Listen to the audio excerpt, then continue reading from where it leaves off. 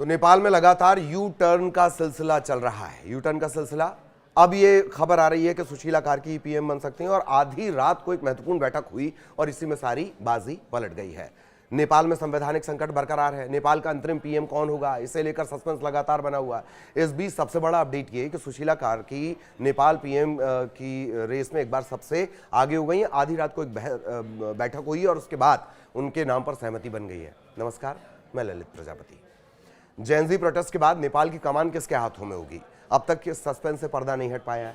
Gen Z के विरोध प्रदर्शन के बाद ओली की सरकार गिर गई। केपी शर्मा ओली के इस्तीफे के बाद अंतरिम पीएम की तलाश जारी है।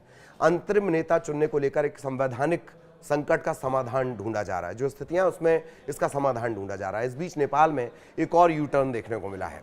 नेपाल की जो पूर्व चीफ जस्टिस हैं सुशीला कार्की, उनका एक बार फिर नेपाली अंतरिम पीएम की रेस में वो सबसे आगे हो गई हैं। नेपाल में आधी रात को एक महत्वपूर्ण बैठक हुई और इसी बैठक में ये पूरी बाजी पलट गई है। नेपाल में अंतरिम सरकार के गठन को लेकर कवायद जारी है। सूत्रों के हवाले से खबर यह है कि गुरुवार देर रात एक बहुत सीक्रेट बैठक हुई। बैठक राष्ट्रपति भवन में हुई है, शीतल निवास जिसे कहा जाता है। इस अहम बैठक में नेपाली आर्मी चीफ है अशोक राज सिगदेल और सुशीला कार्की, वो भी मौजूद थी। इसके अलावा स्पीकर राष्ट्रीय सभा के अध्यक्ष नारायण दहल, सुप्रीम कोर्ट के चीफ जस्टिस प्रकाश सिंह राउत, वो भी थे। इस मीटिंग में कई मसलों पर अलग अलग संविधान विशेषज्ञों से भी बातचीत हुई है। इसमें बताया गया कि बैठक में सहमति बन गई है कि सुशीला कार्की को ही नेपाल की कमान दे दी जाए। सूत्रों का कहना यह है कि सुशीला कार्की पर ही अब तक सहमति बनती दिख रही है, क्योंकि जेनजी का जोश तो बहुत है, पर देश चलाने के लिए जिस होश की जरूरत पड़ती है वो तजुर्बे से ही आता है। नेपाल में ओली की सरकार को उखाड़ने वाले जेनजी की पहली पसंद अब सुशीला कार्की ही हैं, ये जानकारी लग रही है। शीर्ष सूत्रों के मुताबिक सुशीला कार्की के प्रधानमंत्री बनने की प्रबल संभावना है। गुरुवार रात ही इस पर सहमति बन गई है और शुक्रवार यानी आज इसका कभी भी ऐलान हो सकता है। औपचारिक ऐलान बस बाकी है। काठमांडू के जो मेयर हैं बालेन उर्फ बालेंद्र शाह, वो भी सुशीला कार्की को समर्थन दे रहे हैं। दरअसल इसमें एक पेंच है।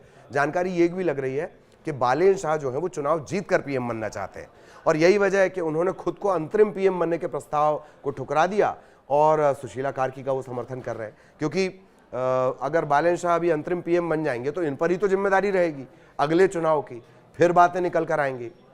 खैर, तो पीएम कैसे बनेंगी सुशीला कार्की? दरअसल नेपाल सरकार चलाने के लिए अंतरिम प्रमुख के चयन को लेकर गतिरोध को दूर करने के लिए आधी रात संकट प्रबंधन दल की एक आपात बैठक हुई है। इस अशांति के बीच राष्ट्रपति रामचंद्र पौडेल ने गुरुवार को एक शांति की अपील भी की। यह भी कहा कि उनका लक्ष्य संवैधानिक ढांचे के भीतर राजनीतिक संकट का समाधान खोजना है। सूत्रों ने न्यूज़ 18 को बताया कि सुशीला कार्की को प्रधानमंत्री बनाया जाएगा और पहले उन्हें संसद के उच्च सदन में पेश किया जाएगा। तो अब यह सिर्फ बचा है कि आज इसका आधिकारिक ऐलान होना है। सूत्रों ने यह भी बताया कि पौडेल 2015 के संविधान के आधार पर समाधान पर जोर दे रहे हैं।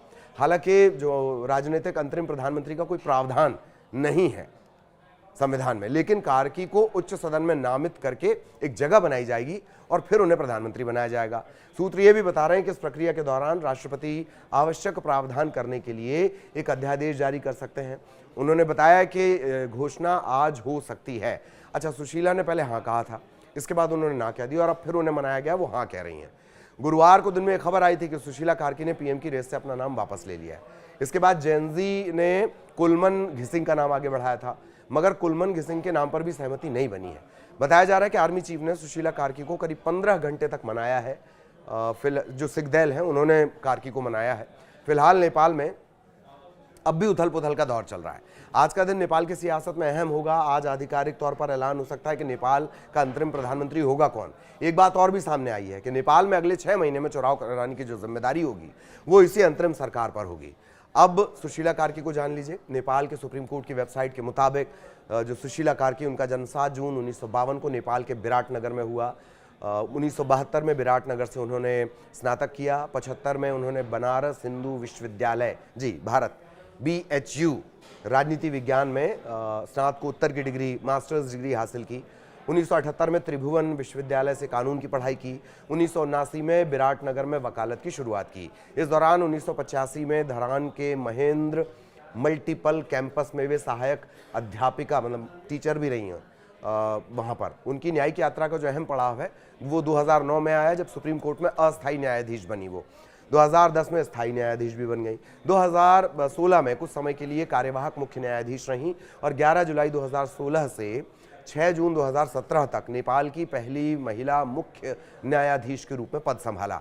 दरअसल उनका रवैया बहुत सख्त माना जाता है सुशीला कार्की का, और इसके चलते उन्हें विरोध का सामना करना पड़ा। अप्रैल 2017 में उस समय की सरकार ने संसद में उनके खिलाफ महाभियोग का प्रस्ताव रख दिया।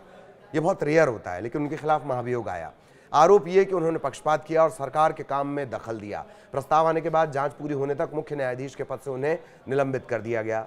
इस दौरान जनता ने न्यायपालिका की स्वतंत्रता के समर्थन में आवाज उठाई और सुप्रीम कोर्ट ने संसद को आगे की कार्रवाई से रोक दिया। बढ़ते दबाव के कुछ ही हफ्तों में संसद को अपना प्रस्ताव वापस लेना पड़ा। इस घटना से सुशीला कार्की की पहचान एक ऐसी न्यायाधीश के रूप में हो गई जो सत्ता के दबाव के आगे नहीं झुकती। भारत से कनेक्शन की बात कर ली जाए, एक इंटरव्यू में उनसे भारत से जुड़ाव के बारे में पूछा गया तो उन्होंने कहा कि हाँ, मैंने BHU में पढ़ाई की है, वहाँ की बहुत सी यादें हैं। मैं अपने शिक्षकों दोस्तों को अभी भी याद करती हूँ। गंगा नदी, उसके किनारे हॉस्टल और गर्मियों की रातों में छत पर बैठकर बहती गंगा को निहारना मुझे अब भी याद है। उन्होंने ये भी कहा कि वे विराटनगर की रहने वाली हैं, जो भारत की सीमा से काफ़ी नज़दीक है। मेरे घर की सीमा केवल लगभग 25 मील दूर है। मैं नियमित रूप से बॉर्डर मार्केट जाती थी। हिंदी बोल सकती हूँ, उतनी अच्छी, लेकिन हिंदी वो बोल सकती हैं, ये उन्होंने बताया। भारत से उम्मीदों का सवाल भी आया तो भारत और नेपाल के रिश्ते बहुत पुराने, ये उन्होंने कहा। सरकारें अलग अलग हो सकती हैं, लेकिन जनता का रिश्ता बहुत गहरा है। मेरे बहुत से रिश्तेदार और परिचित भारत में हैं। अगर उन्हें वहाँ कुछ होता है तो हमें आंसू आते हैं। हमारे बीच गहरी आत्मीयता और प्रेम है। भारत ने हमेशा नेपाल की मदद की है। हम बेहद करीबी हैं। हाँ, जैसे रसोई में बर्तन एक साथ हो तो कभी कभी आवाज़ होती है, वैसे छोटे मोटे मतभेद हो सकते हैं, लेकिन रिश्ता मजबूत है। और यही वजह है कि जो सुशीला कार्की हैं, शुरुआत में उनके लिए कुछ लोगों ने ना भी कहा था, तब उन्होंने अपना नाम वापस ले लिया। इसमें जेनजी थे और बालेन खुद जो है वो भारत के खिलाफ बयानबाजी करते रहे इससे पहले। अच्छा, अब थोड़ा सा ये भी जान लीजिए, इससे पहले कुलमन घिसिंग का नाम आ चुका है। वो सिविल इंजीनियर हैं, सार्वजनिक सलाहकार हैं। बिजली संकट, लोड शेडिंग को खत्म करने के लिए उनकी बड़ी तारीफ हुई है। कुलमन का नाता नेपाल से नहीं, भारत से भी है। कुलमन 1970 में जन्मे। 25 नवंबर नेपाल को रामेछाप में उनका जन्म हुआ था। शुरुआती शिक्षा रामेछाप में, फिर वे भारत के जमशेदपुर आ गए। यहाँ उन्होंने regional institute of technology RIT से इलेक्ट्रिकल इंजीनियरिंग की पढ़ाई की और बारीकियाँ सीखीं जो उन्होंने बतौर इंजीनियर वो उन्हें खूब काम आई। घिसिंग ने आगे की पढ़ाई नेपाल में की है, इंजीनियरिंग कॉलेज से। नेपाल इलेक्ट्रॉनिक अथॉरिटी के वो प्रबंध निदेशक के पद पर उन्होंने अपना कार्यकाल पूरा किया। उन्हें इसलिए भी जाना जाता है कि ईमानदार छवि उनकी रही है और बिजली कटौती की समस्या से उन्होंने निजात दिलाई थी। इसी से उनकी लोकप्रियता भी बढ़ी। कुलमन घिसिंग का चूंकि नाम था, इस वजह से उनका प्रोफाइल बता दिया गया। लेकिन आज खबर यह है, आज का बड़ा अपडेट यह है कि सुशीला कार्की हाँ, ना और उसके बाद हाँ फिर मान गई हैं। जो आर्मी चीफ है सिगदेल, उन्होंने कई घंटों तक, 10 से 15 घंटों तक मनाया है, तब सुशीला कार्की ने हाँ कहा है। और अब ये माना जा रहा है कि सिर्फ औपचारिक ऐलान बाकी है। आगे भी अपडेट नेपाल का आप तक पहुंचाते रहेंगे। नमस्कार।